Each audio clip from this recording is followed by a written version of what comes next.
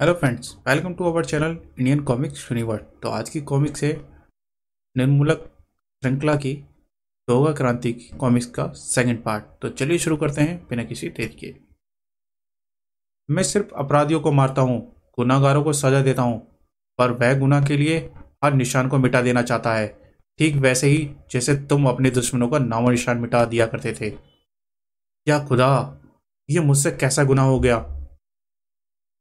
कितने ही छुपा कर किए हो गुनाह सिर चढ़कर बोलते हैं, और डोंगा का तो काम ही है गुनाहगारों के सिर को बारूद से उड़ाना।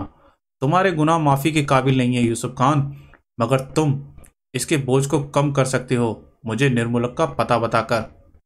सॉरी डोगा, अब तुम किसी को पता नहीं जान पाओगे। खुद तुम्हारा पता अब हर किसी को पता चल जाएगा। वरदरा जेल, पुणे। लगता है हमारी पिछली मुलाकात में मेरी नसीहत को तुमने कुछ ज्यादा ही गंभीरता से ले लिया था इंस्पेक्टर तेजा। लेकिन मुंबई के मौजूदा हालात को देखकर लगता तो नहीं कि तुम्हारे गंभीर होने से मुंबई का कोई फायदा हुआ हो। ऐसी गंभीरता किस काम की जो कोई गंभीर बदलाव ना ला सके। बस होगा, इसके बाद ना कोई नसीहत ना कोई उपदेश। तुम इसके बाद अगर कुछ बोलोगे तो यह गोली मारने से पहले तुम्हारी आखिरी इच्छा जो पूरी होगी उसमें मुझे शक है। वैसे भी वैसे तो मैं यहाँ मिस्टर यूसुफ से उसके जन्मदिन के दिए कत्ले आम के बारे में जानने के लिए आया था, लेकिन यहाँ तो जैकपॉट लग गया। आज किस्मत कुछ ज़्यादा ही मेहरबान है। अफसोस, अब भी किस्मत के सहारे काम कर रहे हो इंस्पेक्टर। फिर तो कहना ही होगा कि तुमने मुझे निराश किया। मैंने सोचा कि वाकई डोंगा को पकड़ने का जुनून भरकर अपनी काबिलियत के दम पर तुम मुझ तक पहुंचे, लेकिन तुम भी उन्हीं हजारों में से हो जो कुछ करने की ठान तो लेते हो, लेकिन उसे पूरा करने के लिए कोई कोशिश नहीं करते। बस सब कुछ किस्मत और समय पर छोड़ देते हो। किस्मत से ही तू मेरे हाथ तो आया है, लेकिन तुझे जिंदा गिरफ्तार करने में किस्मत का हाथ नहीं होगा। ऐसा मैं खुद अपने दम पर करूंगा। डिजर्व दैन डिजायर, तो साबित करो जो कहा है। तड़ाक। उफ, मेरा ये पंच तुम्हें तेरे इरादे को पुख्ता सबूत देगा डोगा। उफ उफ, कंधे पर लगी गोली का जख्म जब तक डोंगा को गिरफ्तार नहीं कर लेता तब तक भर भी नहीं पाएगा, लेकिन मुझे इस दर्द को बर्दाश्त करना होगा। नेशनल लेवल बॉक्सिंग चैंपियन का पंच काफी है या और सबूत चाहिए। पंच पंच भी खुद मारते हो और चीखते भी खुद ही हो। वाह है बॉक्सर। लेकिन डोगा न गिरफ्तार करने के इरादे रखता है, न ही गिरफ्तार होने के। रोको उसे Yusuf. Bye bye inspector Teja. किस्मत में चाह तो फिर मुलाकात होगी। उफ, डोंगा भागने में कामयाब हो गया। यूसुफ खान, तुम आसानी से उसे भागने से रोक सकते थे, क्यों जाने दिया तुमने उसे। इसके बाद डोंगा के हाथों मरने वाले हर शख्स का खून तुम्हारे सर पर होगा मिस्टर यूसुफ। वह तो वैसे भी मेरे ही सर पर है। मैंने खुद ही अपने हाथों से अपना सब कुछ तबाह कर दिया। मैं इस समय उस शख्स जैसा हूं जो खुद ही अपने घर जलाकर हजम करने पर आ जाते हैं। तुम चाहो तो मुझे गिरफ्तार कर सकते हो इंस्पेक्टर। अब इस बेवजह जिंदगी को आज़ादी से जीकर नहीं क्या करूंगा। क्या बेहुदा बातें कर रहे हो यूसुफ। वह न सिर्फ तुम्हारे बेटे का बल्कि बेगुनाहों की हत्या का भी दोषी है। तुमने डोंगा को अपने बेटे का खून माफ कर दिया। नहीं इंस्पेक्टर, डोंगा ने मेरे बेटे को नहीं मारा, और ना ही उसने किसी और निर्दोष के खून से अपने हाथ रंगे हैं। डोंगा को पकड़कर तुम्हें कुछ हासिल नहीं होने वाला था। उसे जाने दो। मैंने मारा है समीर को।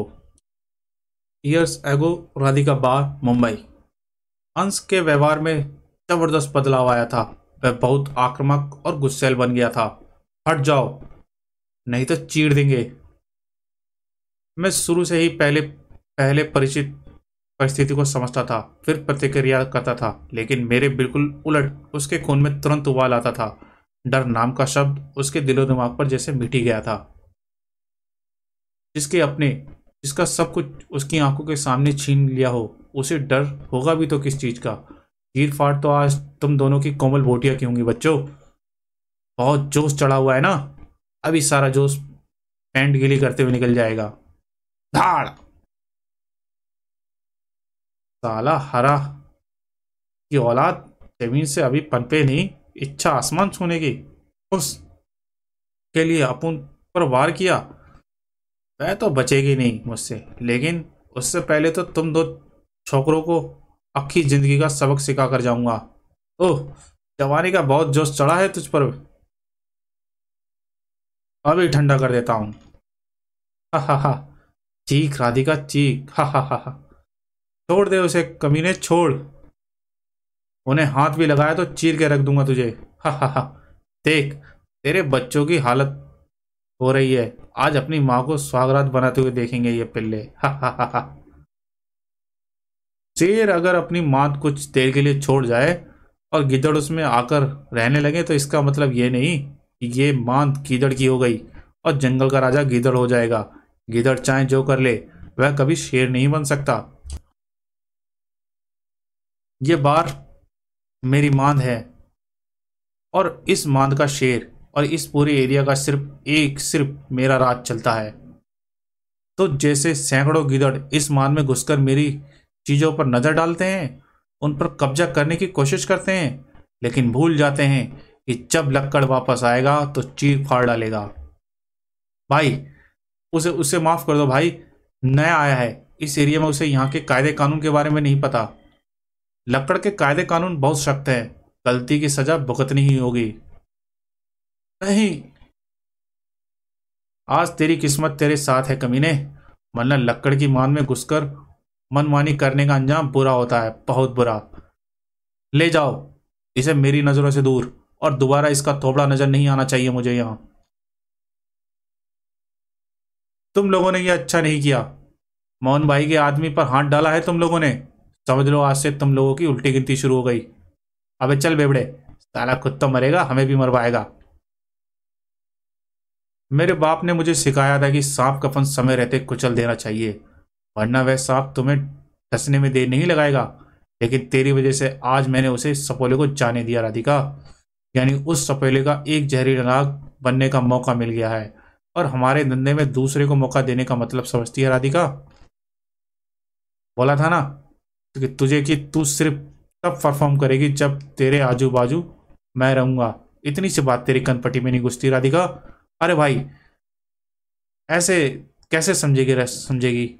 समझना होएगा इसको, मैं समझाऊंगा इसको। आप टेंशन मत लो भाई, आप कूल रहो। और तुम दोनों, क्या सोचकर तुमने उसके सिर पर दारू की बोतल फोड़ दी? यही कि लक्कड़ खुश होगा, शाबाशी देगा? भाई गब्बर का डायलॉग मार ले लो आज तो।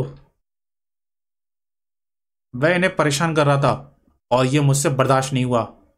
ये तेरी सगी है जो इतनी परेशानी तुझसे बर्दाश्त नहीं हुई? इनकी शक्ल मेरी माँ से मिलती है, और कोई मेरे सामने मेरी माँ की बेइज्जती करे, ये मुझे बर्दाश्त नहीं। और गलत काम पर कोई मुझे ये दबाने की कोशिश करे, वह मुझे बर्दाश्त नहीं। देखा पप्पन, मैं ना कहता था लड़कों में बात है। इन दोनों को अपना काम सिखाओ, ये दोनों जुर्म की दुनिया के बादशाह बनेंगे। ठीक है भाई, जैसा आप बोलो।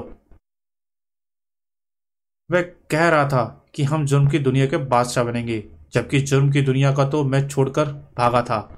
मैं तो अंश को भी इस दलदल से निकलना चाहता था। तब से मेरे जहन में बस यही वाक्य गूंजता रहा कि ये दोनों जुर्म की दुनिया के बादशाह बनेंगे। क्या नसीब मुझे इस दलदल से बाहर नहीं निकलने देना चाहता। बाहों में चले आ, हमसे क्या पर्दा। ले, मैं आ गया। ले, ले ले मुझे अपने बाहों में। लखन जी, कुछ जरूरी काम था, मुझे बुला लिया होता। ऐसे खुद आने की, तेरे कमरे में आने के लिए मुझे तेरी इजाजत की जरूरत नहीं राधिका। ये कमरा भी मेरा है और तू भी मेरी। हाँ, नहीं, मेरा मतलब मैं समझता हूँ तुझे इस बार तो इस मुकाम तक लाने के लिए मैंने काफी कुछ का सहा है, क्योंकि अपनी अजीज चीजों के लिए मैं किसी भी हद तक जा सकता हूँ। ये बार मुझे बहुत अजीज है। इस बार के बाद अगर मुझे इस दुनिया में कोई अजीज है तो वह है तू राधिका। इस बार या तुझ पर अगर कोई गंदी नजर डालता तो उस आंख को नोच डालने का मन करता। सिर्फ तू ही इस लक्कड़बाई को लखन पर मजबूर कर सकती है। अपने जीवन में मुझे प्यारी हर चीज मुझसे छीन पड़ी है राधिका। लेकिन तेरा प्यार छीनकर छीनकर नहीं चाहता। लेकिन लेकिन जब तू मेरी बात नहीं सुनती तो लाखन कितना भी कोशिश कर ले, लक्कड़ को खुद पर हावी होने से नहीं रोक पाता। खड़ाक। मुझे मजबूर मत कर राधिका कि तुझे हासिल करने के लिए मुझे लक्कड़ बनना पड़े। आपके लिए दवाई, फल और दूध। हाँ चल उधर टेबल पर रख दे और निकल।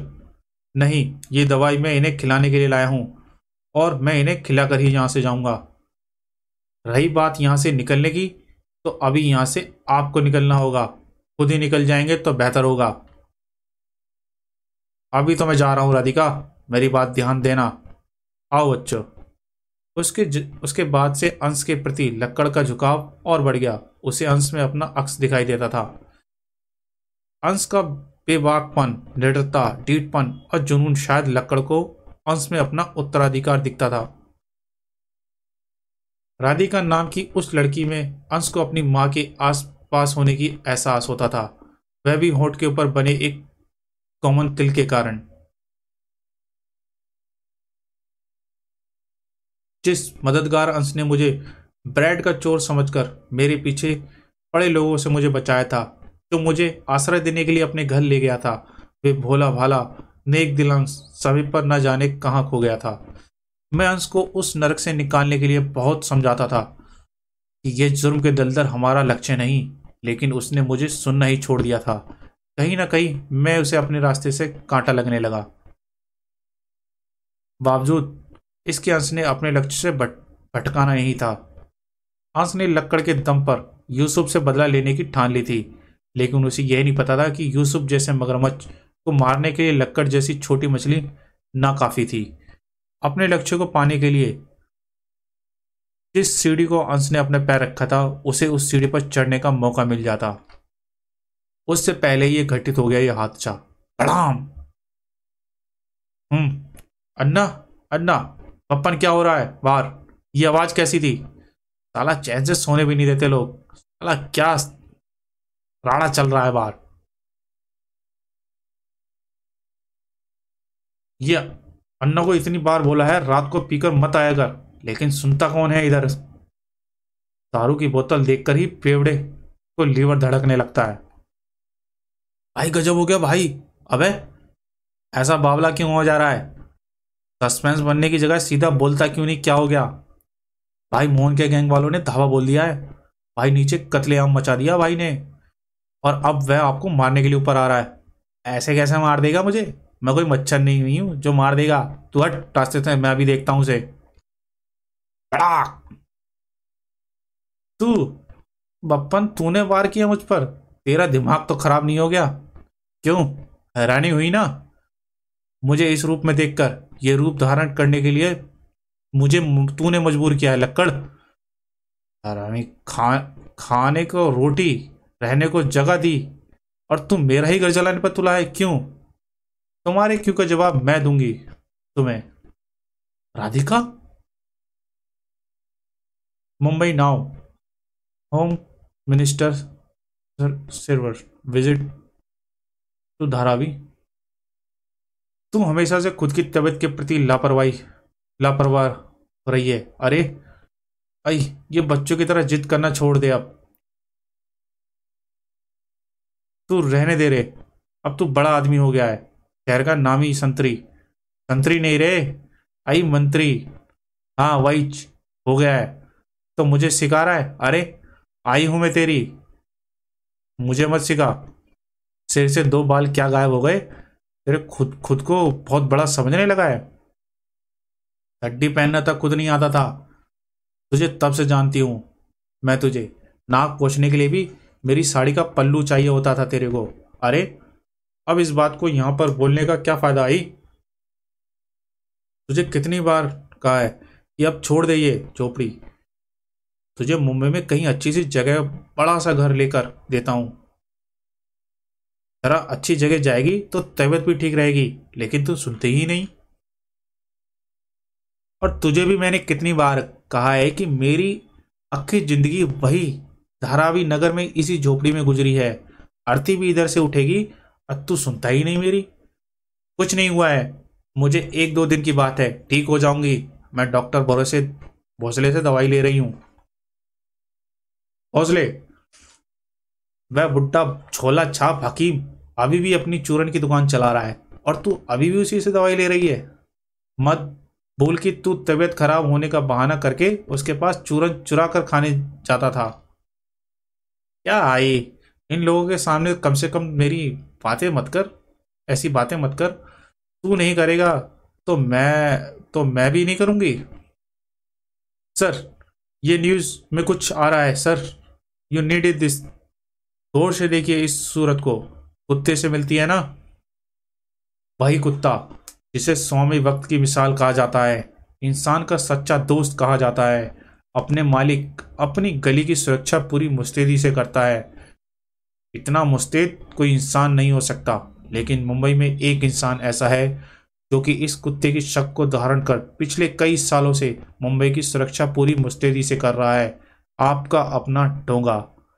लेकिन कुत्ता जब पागल हो जाता है तो वह किसी को भी काटने में लग जाता है। पिछले दिनों डोंगा के द्वारा की गई हत्याओं में आप सभी को यही मानने पर मजबूर किया होगा कि क्या डोंगा भी पागल हो गया है और किसी पागल कुत्ते की तरह सबको काटता फिर रहा है। पर डोंगा तो पहले से ही पागल था, जो सिर्फ अपराधियों को खत्म किया करता था। दावा करता था समस्या को जड़ से उखाड़ फेंकने का, लेकिन समस्या को खत्म करने के लिए उन्हें जड़ से उखाड़ फेंकने से कहीं ज्यादा करने की जरूरत है, क्योंकि जड़ उखाड़ने के बाद भी अपना अंश जमीन में छोड़ ही देती है और उसी अंश से पनप कर उठ खड़ी होती है एक और समस्या। उस जड़ को पनपने से रोकने का एक ही उपाय है कि उस जड़ के हर एक अंश को खत्म करने के साथ ही वह जमीन ही बंजर कर दो जहां पर वह जड़ दोबारा पनप सके। मुंबई में अपराध भी ऐसी समस्या है जिसे जड़ से खत्म करना जरूरी है। हर कोई चाहता है कि अपराध जड़ से खत्म होना चाहिए, लेकिन चाहने से कुछ नहीं होता। अपनी चाहत को हासिल करने के लिए मेहनत करनी होती है, जो काफी हद तक डोंगा कर रहा था, लेकिन उसकी कोशिशें काफी नाकाफी थी। इसलिए डोंगा के काम को मुझे हाथ में लेना पड़ा, मुझे यानी निर्मूलक को। ना ना ना ना, किसी गलत फहमी मत आइए। डोंगा ने अपना मास्क नहीं बदला और ना ही मैं डोंगा हूं। डोंगा का मानना था अपराधी खत्म तो अपराध खत्म, मतलब कि समस्या खत्म तो समस्या की जड़ खत्म। किसी जहरीली पेड़ के कुछ पत्तों को झाड़ देने वर से क्या यह जहरीला पेड़ भी खत्म हो जाता है? नहीं।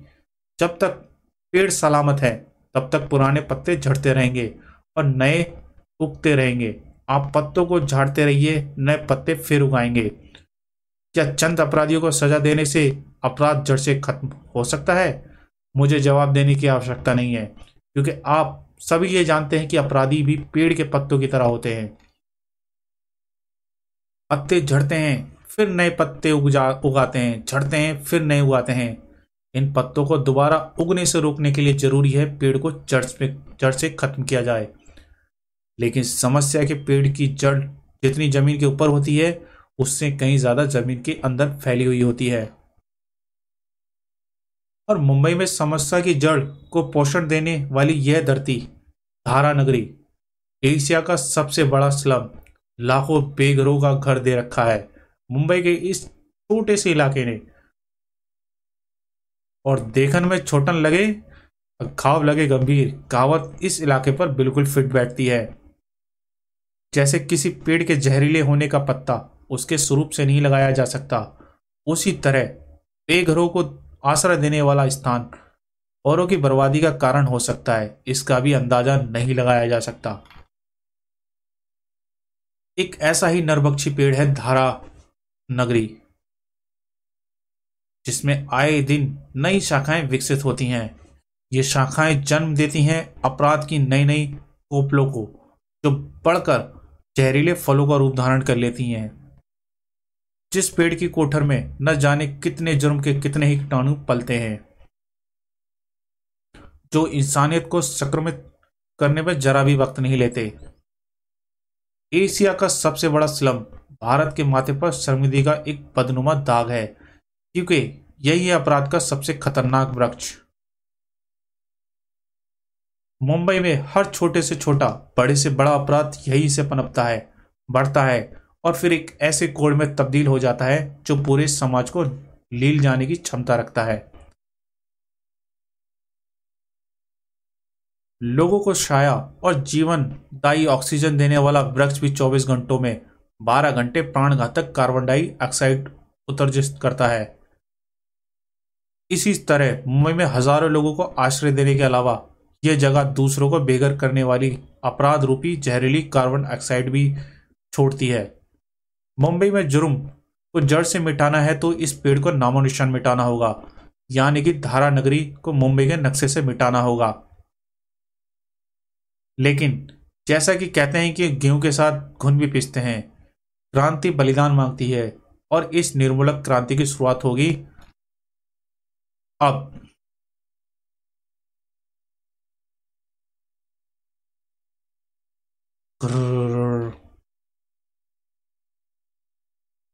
यूसुफ के घर पर मुंबई नाउ।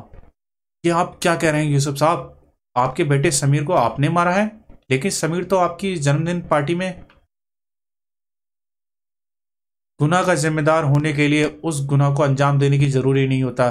कई बार आपके किए हुए फैसले भी आपको किसी संगीन गुनाहगार का गुनाहगार बना देते हैं। मिस्टर तेजा, आप ये पहलियों बुझाना बंद कीजिए और साफ साफ कहिए, कहना क्या चाहते हैं।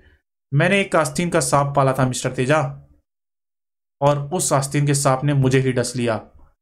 ये चीज तो बेशक नायाब है, लेकिन ये चीज तुम्हें मिली कहां से? तुम आम खाओ निर्मूलक। जमीन किसकी है और उस जमीन पर पेड़ किसने लगाया, इन बातों में ना उलझो तो बेहतर है। अब जबकि तुम्हें आम स्वादिष्ट लग रहा है तो उम्मीद है कि इसकी सही कीमत भी तुमसे पाने की उम्मीद तो मैं कर ही सकता हूं। चिंता मत करो मिस्टर जी, तुम्हारी मेहनत की तुम्हें बिल्कुल सही कीमत मिलेगी। और वह सही कीमत क्या है, ये तुम मुझे बताने की जहमत उठाओगे मोहन पांडे, या फिर ये निर्मूलक जिसके साथ मिलकर तुम इस डील को अंजाम दे रहे हो? लगता है यहाँ का माहौल जल्द ही ड्रामे होने वाला है, और ड्रामे ने से मुझे थोड़ी एलर्जी है। तो आप लोग जारी रखिए और मुझे इजाज़त दीजिए, जल्दी ही फिर मुलाकात होगी। रुको, मैं भी साथ चलता हूँ, मुझे कुछ जरूरी काम याद आ गया। तुम यहाँ से कहीं नहीं जा रहे पांडे? कम से कम इस चीज को देखे बिना तो बिल्कुल भी नहीं। क्या क्या है इसमें? सब पता चलेगा, सब रखो पांडे।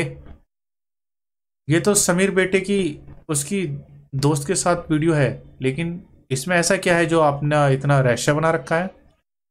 सब्र कहाँ ना पांडे, सब्र। रहस्य अगर ऐसे ही नजर आने लगे तो वह रहस्य कहाँ रहेंगे? दृश्य को थोड़ा और जूम करते हैं। अब तुम्हें कुछ दिखाई दे रहा है पांडे जो पहले नहीं दिखाई दे रहा?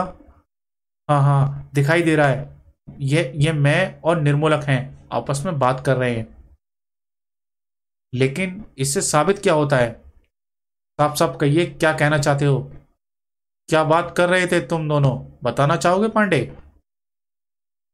भूल गए आप? आपने ही तो मुझे निर्मूलक को पता लगाने के लिए कहा था। मैंने कहा था, हाँ, निर्मूलक का पता लगाने के लिए, जी हाँ। क्यों कहा था?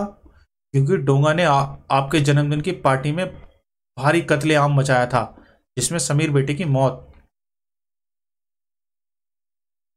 जवाब दो पांडे।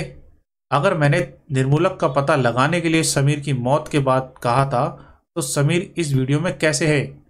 तुम पार्टी वाले दिन कहाँ थे?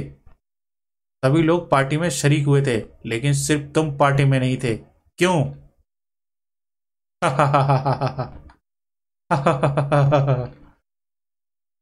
हाँ, ये वीडियो तुम्हारे जन्मदिन से पहले का है यूसुफ खान, तुम्हारे बेटे की मौत से पहले का, उसी दिन का जब निर्मूलक पहली बार हमारे पास आया था। तुम यही साबित करना चाहते थे ना कि मैं और निर्मूलक एक दूसरे को तुम्हारे निर्मूलक को हायर करने से पहले जानते थे। सही हो तुम, बिल्कुल जानते थे। तो क्या करोगे तुम? बोलो यूसुफ खान, बोलो। ओके मिस्टर यूसुफ, ये सारा ड्रामा करने की जरूरत नहीं है। अब जबकि तुम जान ही चुके हो, तो अब हमें भी इस बात को छिपाने की कोई जरूरत नहीं है। सच तो यह है कि तुमने मुझे कभी हायर किया ही नहीं, हालांकि मैंने तुम्हें मौका दिया था। लेकिन तुमने खुद उस मौके को पांडे की झोली में डाला। मेरी और पांडे की पहचान उसी दिन से है जिस दिन से तुमने मेरा प्रस्ताव ठुकराया था। तुमने मेरी उपयोगिता नहीं समझी, लेकिन पांडे ने मेरी उपयोगिता को उसी क्षण भांप लिया था कि मैं न सिर्फ इसे डोंगा नाम की मुसीबत से छुटकारा दिलवा सकता हूँ, बल्कि इसे वह सब कुछ हासिल करने में मदद कर सकता हूँ जो वह हमेशा से करना चाहता था। क्यों पांडे, आखिर क्यों? क्यों? क्यों? क्योंकि तुम नहीं जानते यूसुफ खान कि तुम्हारे हर वैध अवैध कारोबार को बनाए रखने के लिए मैंने क्या कुछ नहीं किया। अपना जीवन मैंने तुम्हारे लिए समर्पित किया, लेकिन बदले में तुमसे मुझे क्या मिला? सिर्फ तिरस्कार। कहने को तो मैं इस ऑर्गेनाइजेशन में किसी भी अन्य सदस्य से ज्यादा तुम्हारे करीब था, लेकिन वे करीबी सिर्फ दिखावे के लिए थी। तुमने कभी मुझे अपने उत्तराधिकारी रूप में नहीं देखा। अरे, तुमने तो मुझे इस लायक भी नहीं समझा कि कभी मेरे फैसलों को बिना किसी आपत्ति के मान लिया गया हो। मैं तुम्हारे लिए एक ऐसा कुत्ता था जो अपनी मर्जी से भोग भी नहीं सकता। और फिर जब से तुमने अपराध की दुनिया को सौदा के लिए अलविदा कहकर साधु संतों का चौगा पहनने की ठानी, तो मुझे लगा कि सारी जिंदगी तुम्हारा साथ देकर मैंने खुद को ही धोखा दिया है। मैंने खुद को एक मुकाम पर देखने के लिए बहुत सेक्रीफाइस किए हैं यूसुफ, लेकिन इसलिए नहीं कि एक दिन तुम्हारी अंतरात्मा जाग जाए और वह अंतरात्मा मुझे मेरी मंजिल से दूर ले जाए। ये तुमने ही कहा था यूसुफ कि अपराध की दुनिया का एक ऐसी भूल भुलैया है जिसमें आने का रास्ता तो है, लेकिन उससे निकल पाने का रास्ता नहीं। इस भूल भुलैया से बाहर निकलने की हमें एक भारी कीमत चुकानी पड़ती है। यह नियम तुम पर भी लागू होती है यूसुफ। लेकिन मैं इस भूल भुलैया से नहीं निकलना चाहता था, किसी भी हाल से नहीं। इसलिए जब तुमने निर्मूलक का प्रस्ताव ठुकरा दिया, तभी मेरे दिमाग में डोंगा और तुमसे पीछा छुड़ाने की योजना जन्म ले चुकी थी। निर्मूलक द्वारा घायल किए गए आदमियों को देखने के बहाने में बाहर निकला और सीधा जाकर निर्मूलक से मिला। मेरे पास तुम्हारे लिए एक प्रस्ताव है। निर्मूलक ने सहर्ष मेरा प्रस्ताव स्वीकार कर लिया, लेकिन डोगा से सीधे टक्कर लेना आसान नहीं था। डोगा को योजनाबद्ध तरीके से कमजोर करना जरूरी था। निर्मूलक डोगा का रूप धरकर तुम्हारी जन्मदिन पार्टी में आया और उसने न सिर्फ पार्टी में मौजूद अपराध जगत की नामी हस्तियों को हमारे रास्ते से हटाया, बल्कि उनसे जुड़े हर शख्स को भी इस दुनिया से मिटा दिया। इल्जाम लगा डोगा पर। निर्दोष और मासूमों को हत्यारा समझकर डोगा की दुनिया में थू थू होने लगी। योजना का पहला चरण 99% सफल हुआ। योजना के मुताबिक पार्टी में बाकी लोगों के साथ तुम्हें भी मर जाना चाहिए था, लेकिन किस्मत से तुम बच गए। पर तुम्हारा जिंदा बचना भी हमारे लिए फायदेमंद साबित हुआ। तुमने भी औरों की तरह डोंगा को उस कत्लेआम का जिम्मेदार माना और हमारी जैसी लॉटरी लग गई। तुमने डोंगा को मारने के लिए मुझे हायर किया। आगे की कहानी तुम जानते ही हो यूसुफ कि कैसे कैसे धीरे धीरे डोंगा मेरे बनाए हुए जाल में फंस गया। और आगे मैं जो करने जा रहा हूं, उसके बाद डोंगा अगर जिंदा रहा भी तो मुंबई वासियों का रक्षक बनकर नहीं रह पाएगा। मुंबई में डोगा की उपयोगिता ही खत्म हो जाएगी। क्या क्या करने वाले हो तुम?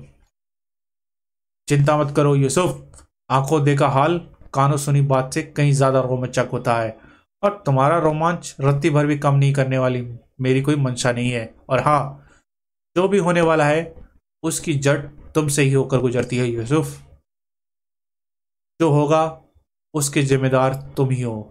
क्या होने वाला है, क्या क्या करने वाला है, वह नहीं जानता, लेकिन जो भी होगा वह मुंबई और मुंबई वासियों के लिए खतरनाक होगा। उन्हें रोकना होगा किसी भी हाल में। कहाँ मिलेंगे मुझे भी दोनों, नहीं जानता। व्हाट, कब? लेकिन गृह मंत्री भी वहीं पर है, लेकिन क्यों? ओह, मैं फौरन पहुंचता हूं।